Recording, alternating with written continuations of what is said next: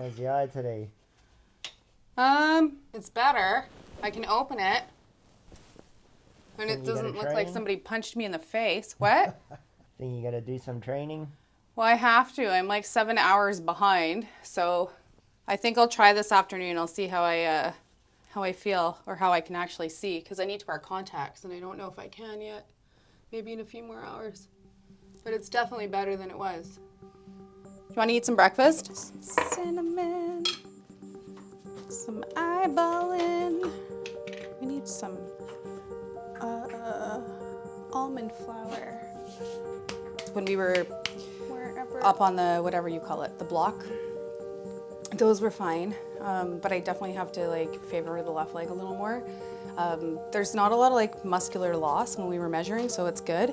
But the thing that it's just normal and that we were talking about is actually how the right side's definitely way more dominant.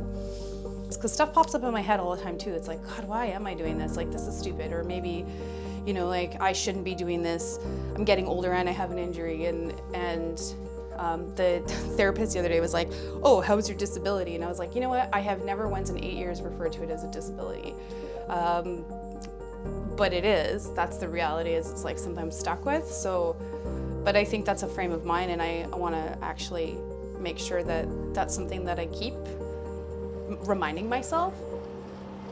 Would you do it? Would you do a race like this?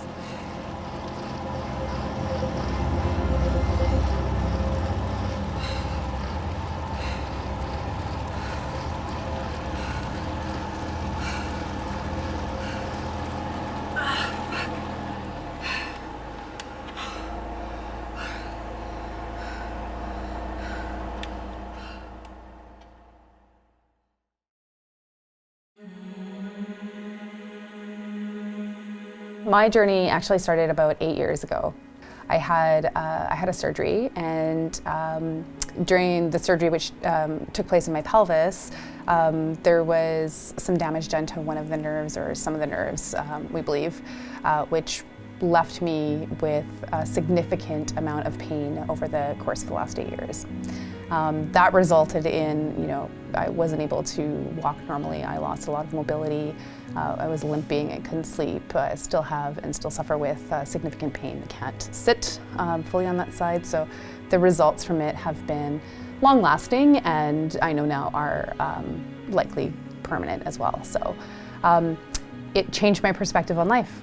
And I've realized over the last 8 years of having to rebuild my body, that also came with rebuilding my life and everything that defined who I was.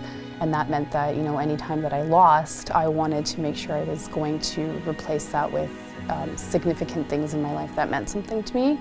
And that started with, you know, little things like walking again, climbing mountains again, and just finding joy and happiness and purpose. And more recently, diving into things that are probably, you know, going to cause me more pain, but in the long run are going to be, you know, lasting memories and things that I'm really glad that I did. There's been like some low points, I think, for me, for sure, in the last, even the last like 5 years, just struggling like to get a handle on what it's like to rebuild your life from an injury, and not just like physically. That's the whole. It was every aspect. Yeah. The physical is one component. You had for to sure. rebuild friends. You had to rebuild family. Finances. You had to rebuild finances. Life. You had to rebuild Everything. your body. You had to rebuild your outlook on life. You had to rebuild literally everything. Absolutely. You know, when you have lost so much in life, regardless of where you're at, you really have to look at life and think, okay, you know, what do I have to work with? And that's the quote that I always say, right? It's the Teddy Roosevelt one, right? Where it's do what you can with what you have where you are. I will have this for the rest of my life. But coming to terms with that was also, I think, instrumental in how far I was able to get, because it was all about looking at what I could do and not what I couldn't do anymore. That was the changing point for me was, you're not going to get better, but you're not going to get worse. Okay, well, that means what? Okay, and so that becomes very black and white. So those were some of the biggest moments for me in the last few years, where it was like, hey, fine, I can do this, then I'm just going to go climb a mountain. It's going to hurt, that's fine. Okay, well, then what's next? Okay, And that's the thing, is we have used all of those struggles and physical or mental or whatever they are as caveats for not doing all of the things that are on our lists. And it's time to just be like, no, let's just do them all.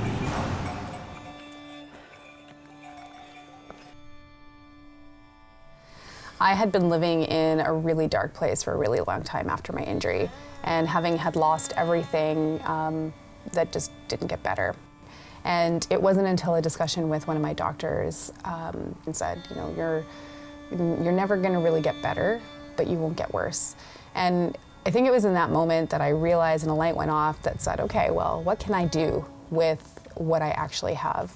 And that started the course of the journey that I am at now, but it led me into, you know, instead of just like walking, it was the idea of, you know, running, but I ended up climbing mountains and spent some time in the Himalayas. And that journey was, for lack of a better word, incredible, because I really had to focus on what I could do, not what was holding me back, not the pain, not any of the things that came along with that, not loss or any of the dark stuff, but how I was going to get through every single day. As much as it's been an incredibly physical journey for me, it has opened my eyes to how much the human spirit really can do when you're focusing on the right things. And that means, you know, what we're good at, what we're strong with, and why we want to do things too. Because, you know, life is short, it's precious, and there's no time to waste. Initially, when I had seen my doctor back in February, it was suggested that riding a bike could be great therapy for me. It wasn't going to alleviate pain, it wasn't going to change how I was, but it was just going to offer another avenue for me to explore what physical limits I had, build some tolerance around pain, particularly with sitting on a saddle, and balance and all of the things that come with riding a bike, which are seemingly insignificant, but are really not, there really is a lot that goes into that. Especially given that I've only spent 2 hours on a bike in the last 23 years. So BC Bike Race was sort of like the Himalayas. It's my Himalayas in the bike world. Instead of, you know, going for a leisurely stroll down the seawall, I chose to do an extreme mountain bike race for 7 straight days. I had researched what I thought BC Bike Race was, and in my head, I had looked at, I had looked at the elevation and I had looked at the distances, and for some reason it just didn't click the same way, but I was like, oh, it's a scenic ride through the woods for 7 days, and I saw a race, and then I was looking at, the comments and stuff like that, and I was like, okay, this seems like it's going to be for sure a challenge. I was expecting it to be challenging. And then after I had committed and registered for the race was when I really started to understand what I had just done. 3, 2, 1, break it low! This is our first wave of Game 5 of BC Bike Race 2019. And it was the commentary from, people like my trainer Courtney, to strangers that I was talking to that heard of BC Bike Race, race-face staffers, everybody that was involved in surrounding the race, comments that were online, that I really realized that this race wasn't just, a scenic tour through the woods for 7 days. This was going to challenge me in every physical way, and in every way that I had not been challenged before. It was getting scary.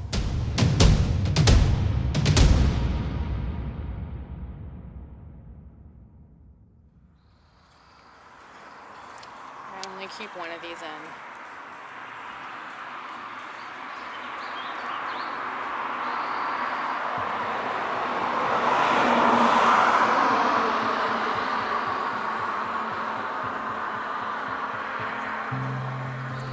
So I'm getting nervous about training because we have 3 weeks until race day. The interesting thing has been getting back on a bike and just the placement of like where the seat is sitting, where my injury was, puts so much pressure on my legs. So yeah, so it's been interesting, and I have to it's sort of the same, I guess, the same way that I have to deviate my thought path from pain is the same way that I did when I was learning how to walk again or climb a mountain. But I think the difference here is that it's like literally like right there all the time. You're sitting on it, I'm moving it. Well, that sucked a lot more than I thought it was gonna suck. Yeah. Yeah, that was tough. Like a lot. My leg is in rough shape. Whew.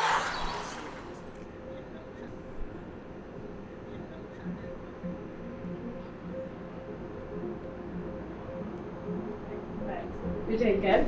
Yeah. Yeah? Yeah. It's done. I did it. Yeah, so essentially after you had your surgery, from the reports that like multiple doctors had shown, they said that there might have been some compromise to some of the nerves that are in the like perennial genital area. So this one right here, your pudendal nerve, which is a little bit hard to see on this, but it runs right through here. Yeah, like that's the nerve like right there. Yeah, isolated just with the bone, which is pretty close to where you sit on your saddle. Yep. Which is pretty close to where I sit on my saddle. Yeah. So that would be like the irritation, to like the discomfort that you have. But when you start to disuse this area, you're not going to be putting as much weight on it. The muscles will start to atrophy. You'll start to develop some compensations. And so what I want to go through is an assessment to kind of see what has this surgery over the past like 8 years or so, what kind of things has it caused of muscle imbalances? Because that's where I can help of identifying what muscles might be tight, what muscles might be weak or not working. And then how does that replicate to you, how like you move and then how you move on your bike with the goal of racing in your event. Yep. So around 42, okay. And then we're just gonna switch these. And so the reason why I kind of brought out the scale is because Markella kept on telling me that she kept on falling over to her right, like all her crashes were onto her right side and her right side was just getting absolutely beat up. So that's like 28. So that's a pretty big imbalance. I've lopsided. Yeah, your pain is, I think, going to definitely increase more. Like if you think about an area that's already really irritated at a 5 out of 10 and you're just gonna be consistently kind of rubbing over it for 5-7 hours per day for a week, then yeah, you can expect that your discomfort will probably go up. But like, it's been fairly stable over the past 8 years and you push yourself hard. This is a whole different way to push yourself hard. It's not going to be pleasant at all. Is there any way to minimize how unpleasant it can be, specifically for somebody like me, I guess? I think there's a lot of things that you can do. So I just got out of physiotherapy with Midori, and we were discussing how my injury has caused me significant pain over the last 8 years, and how this is going to contribute to some severe discomfort during the race, and how it's causing me some imbalance. And she's been able to give me some solutions that will help me over the long term. But the reality is that with a short amount of time period to train for the race, it's going to be really important that I have the right gear and equipment, which means a well-fitting bike and everything that goes along with that. So we're off to see Race Face. Hi. Well, we got you this bike lined up for your BC bike race adventure. Awesome, thank you so much. We worked with the wonderful people over at Rocky Mountain Bicycles and got you an Altitude Carbon 70, which is sort of more in the all mountain enduro kind of range for them, but we want to sort of have the emphasis be on descending and on comfort. So having a bit of bigger travel, 150 millimeters of travel will be something you'll probably enjoy around day 5 when you're just feeling like you want to be nowhere near a bicycle. So have fun with it, and yeah, if you have any issues, give us a shout. But otherwise, I think you're going to be super happy with this, and this will be the machine to get you through that, get you through the BC bike race. Yeah, it's gonna be awesome. Thank you so much. Right on. Cool. It's so late. It's so, yeah. I'm excited to take it out and play with it and get it and just get used to it. Just where everything is and just comfortable using it as I'm riding, because I don't have anything on mine right now. Okay, so my plan today is we're gonna work on some stability stuff with you. I coach from the ground up, so we work with tire pressure, foot position, hand position, and having you just overall stable on the bike, so that no matter what you come across in this race, at least you have a platform to start and stop safely. If you want to get on and off the bike, a lot of people get tangled up, a lot of weird things happen. So basically with this small skills park, we can handle everything. Awesome. So basically let's grab the bike and go over there and get you working on balance. To do 7 days on the terrain that you're about to ride, the best thing to do is to take your time on the climbs. There's a lot of sweeps, there's a lot of fun people, there's a lot of feed stations and stuff, and taking your time, and that's gonna be the key. Just don't be afraid to walk. There's a lot of stages where you will end up walking, and there's a lot of places it won't even be your fault. There's people all over the place. So putting the ego in the pocket and just enjoying a beautiful walk in the woods might be the solution in a lot of those cases. The cool thing with something like the BC Bike Race is you will be a proper British Columbia mountain biker at the end. If you have patience for yourself in the beginning. How good's your bike grab? Depends on this, but Not bad. I don't know what I just. Well, that right there, there's a BC Bike Race move. 58 goons on front of you in a climb and everything, and you're like, I'm out of here. Run with my bike. So Courtney's asking a couple of questions. How much riding have you done in the past? What kind of time can you commit to training? We have 4 weeks, so soon. How much mountain biking have you done? You know, this one has shorter stages than other ones, but way more technical, like a lot more single track, and just more technical days than some other ones that are out there. That is physically demanding in a different way than just pedaling. I mean, pedaling for 6 hours is really hard. Yeah. As you know. Yeah, it is. And then adding on top of that, right? The physical demanding of the trail. So Raceface put me in touch with Courtney McFadden, a U.S. national team cyclist who'd recovered from 2 hip surgeries. So it has been really great to train with somebody who understands what it's like to work with an injury. She is also training for BCBR this summer. So we've worked together on nutrition, training, getting me in the saddle, and getting me as ready as I can in the last 3.5 weeks. And BCBR is just around the corner, and I have some nerves, but I feel like I am as ready as I can be.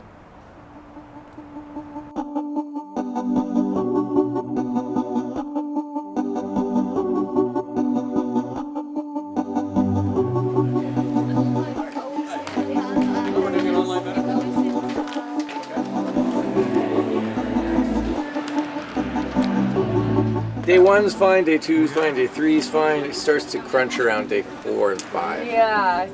That's Powell River, is that Seashell? In this case, yeah, Powell River is actually a beautiful, very different location because it's kind of flat rolling. We're in these long stretches of unbelievable forest with this tiny ribbon of trail. So it's kind of a refresher. Day 5, on the other hand, is the used to be the hump day, and it's the big day where you cross all the Sunshine Coast to Seashell. That's kind of the really, maybe the first 4 days will be okay this year. Yeah. And then it gets tough. Oh, And we can do it tomorrow too. have fun. I'm gonna have fun. Smile. Don't forget to smile. I will. In the deepest and darkest of holes that maybe you might find yourself in, always smile. I will do my very best. Thank you. On day 7 when you're going up those hills. What am I doing? Yeah. Oh God, but you know what? It's And funny. remember, it's fun.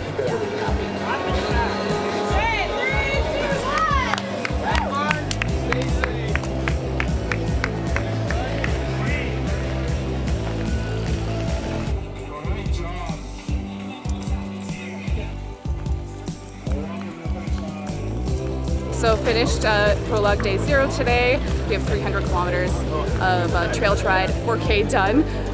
Stoked to check how I did. Yeah, it's a reminder that these are 50K days and I'm gassed already, and I was like, man, they're gonna just be super long days, just have to like constantly remind myself that and prepare myself, and I think I'll be okay. I gotta change out of my gear, get comfy, and then we are on the ferry out to Cowichan Valley. We're spending the night there to race day 1 tomorrow.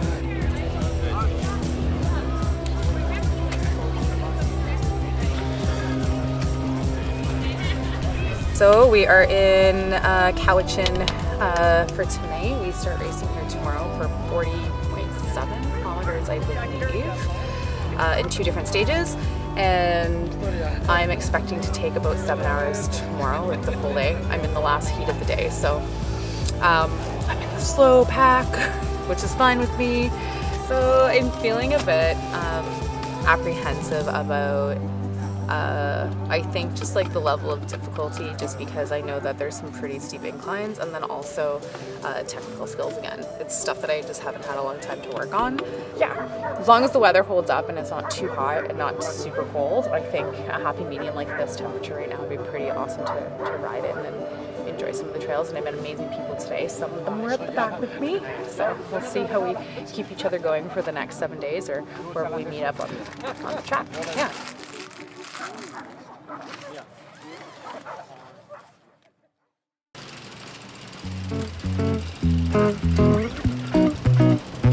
Somebody asked me yesterday, like, oh, when they found out I hadn't been riding very long, what my biggest ride was. I was like 40.7 kilometers. Yesterday was my biggest ride. Well, considering I've been walking only for like 3.5, 4 years, yeah, I feel pretty good. I feel like that was a huge feat. Maybe, you know, 10 years ago that would have been nothing, but shit changes. There's a total. I'm gonna go butter my biscuits because there's some chafing happening and we don't need any more chafing. Gotta go take care of lady biscuits. I definitely wish I had more training time for sure. But took some tiny bails, nothing major, got right away, so it's good. Keep running into the same crowd back and forth. Everybody's here for the challenge for sure. Just gotta see what you're made of. I know they're not gonna all be like this, but I'm feeling so good and so confident. Day 4, Powell River. Those trails are insane. They're so amazing. They're just like plush and full of moss, and I think we're almost halfway. We're at like 22, 23K in, and it's crushing it. Lots of crazy routes, but it's amazing out here. Amazing. I'm having so much fun. So much so that you're not even paying attention to the shit that actually hurts. So it's a really rad day. We've got another 25K to go, but I feel good. It's fun.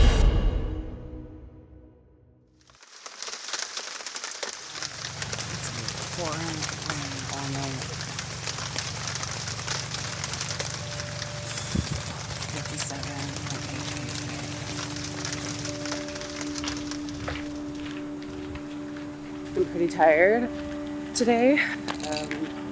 I didn't get to bed till about 11, and then everything kind of settles from the day when you're sleeping. So I'm feeling like I definitely rode over 100K. And stuff hurts. I have a bit of a tight chest. I'm just very slower moving than I thought it would be. That said, once we get going, maybe I'll feel better.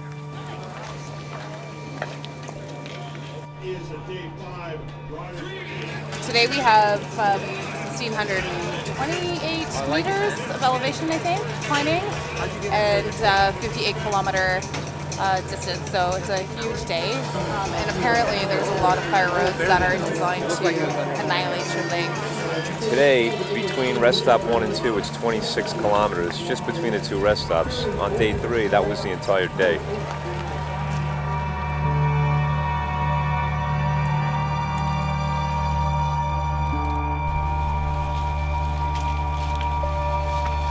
So this is the second rest stop on day 5. I am completely exhausted. I was exhausted this morning. I'm really struggling today. I think a lot of people are really struggling. I'm totally struggling.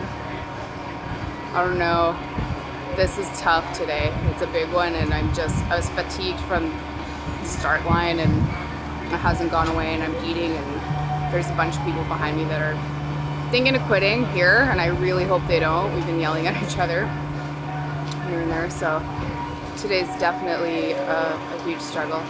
So it's already a long day. What the fuck? I'm exhausted. It's fucking hard. This day. You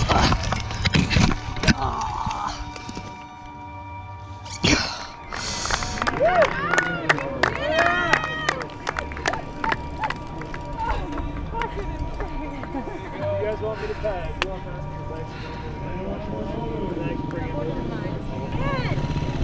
You did it! Can I grab your bike, bring it to bike wash for you? I'm so proud of you. All right, great. I'll also bring it over to storage if you like as well. That'd be great.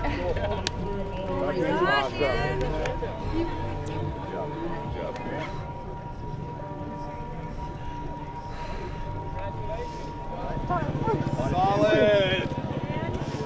Solid. 8.5 hours. Markella, how'd you do? 8.5 hours. Great job, Pretty though. great. Great job. Way to come in. Great job. Well done.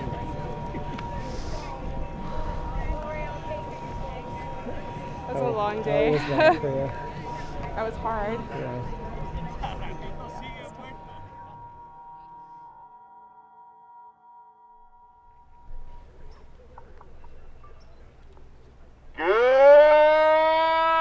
Good morning! Welcome to day 7.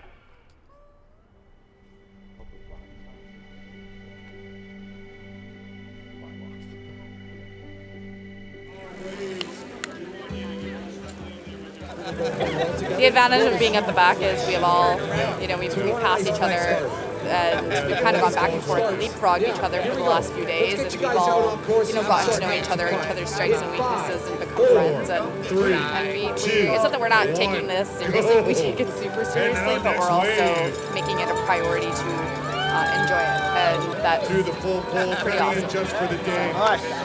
No, we got our team, man. We're cool. What's up, girlfriend? 3, 2, 1. Out the final wave. Have fun out there, everyone. We will see you here at the finish. These people out here, they inspire me. Regular humans, that's inspiring. We're not made like athletes. We don't train like athletes. And we gotta dig deep for shit like this. Not that athletes don't, but we're all a different breed. As I was expecting to be at the back of the pack by myself, grinding out this race with all of these professional athletes and pro riders, well ahead of me. And the reality is I'm surrounded by some amazing people who are actually, doing the same thing that I'm doing, just quite a bit more silently, which has been a nice dose of humble pie for me, which has, really allowed me to step back and realize that I'm not alone in my journey, and sharing it with a group of people who are very similar is pretty amazing and an unexpected find. These guys are up for it. Steps are steps. They might be tiny and they might be irrelevant to somebody else, but if they're a step for you, they count. For those of us that are at the back of the pack, where most of us are overcoming a whole bunch of hurdles just to get to the start line, and then we are working longer and finding it more difficult. We're not going as fast, but we're working through our own stuff, and to be down there going through all that and then getting up and carrying on going and not just putting the hand up and saying I'm done. I mean, I said that 5 or 6 times, but I kept riding, and everyone around me is doing the exact same thing, and there are guys who had to pull out one day and they're back on the start line the next day. I have MS, so multiple sclerosis. I was diagnosed about 18 months ago. It's something I didn't know anything about when I went through the diagnosis process, and I absolutely panicked and had this kind of vague vision of myself in a wheelchair as the outcome from that. But the more I've learned about it, the more I've realized that it's possible to live an entirely healthy and happy life with MS. So it's been, as I said, a bit of a point-proving exercise for me as well, as kind of going, okay, I can get past this fear that I've generated myself about what my life is going to be like with MS and show that I mean, this is the hardest thing I've ever done physically. Before MS, after MS. Yeah. But hands down, the hardest thing I have ever done. And so to be able to get through that and go to myself, okay, you've got this. You can keep going. And that's been my main focus, is just to prove to myself that this is all, it's all me. And that's been my whole message with this, and with doing a bit of writing, as you know, about the MS, and is that I'm super normal and not an elite athlete. Average but enthusiastic would be my slogan for sure. And so if I can do it, everyone can try. I don't always succeed. I fail a lot, but it's trying, I think, that we measure ourselves by.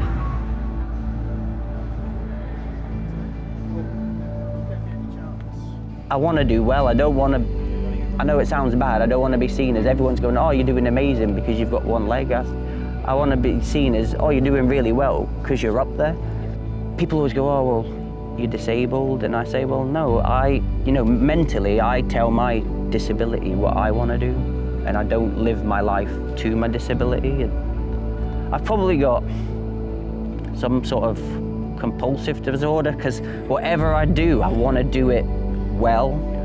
I just don't want to do it. If I know I won't do it well, I won't do it. But that's that's me with sport. Whatever I do, I want to be the best that I can be at it.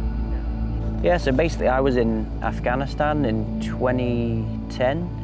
I'd been there for 5.5 months. I had 2 weeks left to push. Jumped in a Danish sort of main battle tank, so a flat bottom hull vehicle, and we were just driving down the road, and I just remember this massive flash of light, and then next thing I remember, I was about 20-30 foot away from the vehicle. The sun was in my eyes and I could smell diesel, and I knew straight away, we'd hit an IED of some sort of kind. My right leg, I tried to lift that. All the sand around me was basically saturated in blood, and that's when I realized, I was lucky to be alive. I don't think people realize how sort of fragile life can be, or how easy something could change, and life is so precious, and I think a lot of people don't appreciate that until you've probably nearly lost your life. For me, it's, can I get to the end each day? And so far we'll just keep going and hopefully be able to start each day and go as far as I can. Yeah. You're a long time dead. There's lots of fun things to do. You better get out there and have a go at it.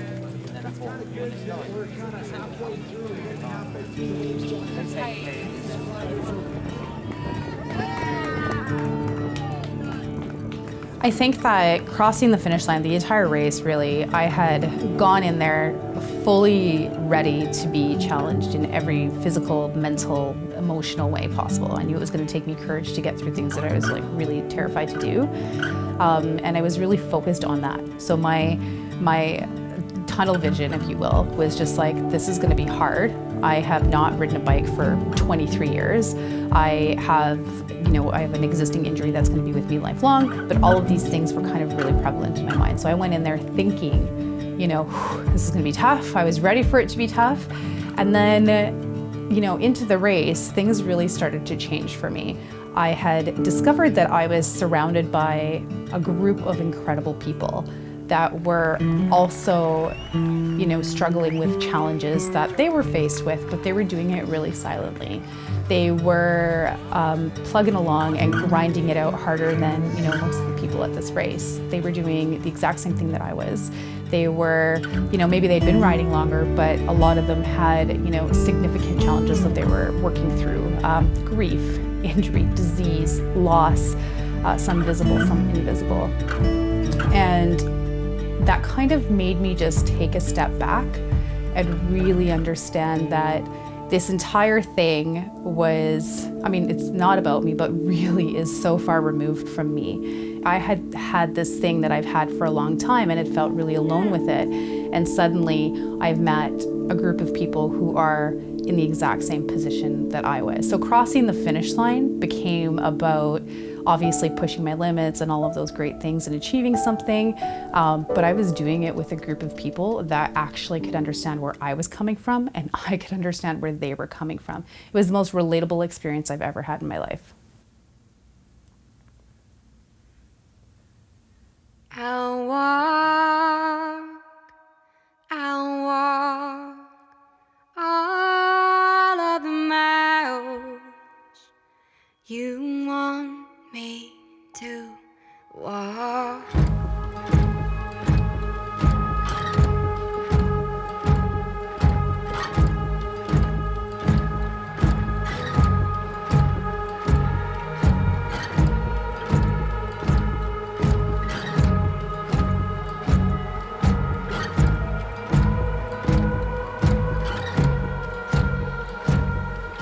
Embracing the mist in my arms, I'll be waiting till the day comes, wrapping my tears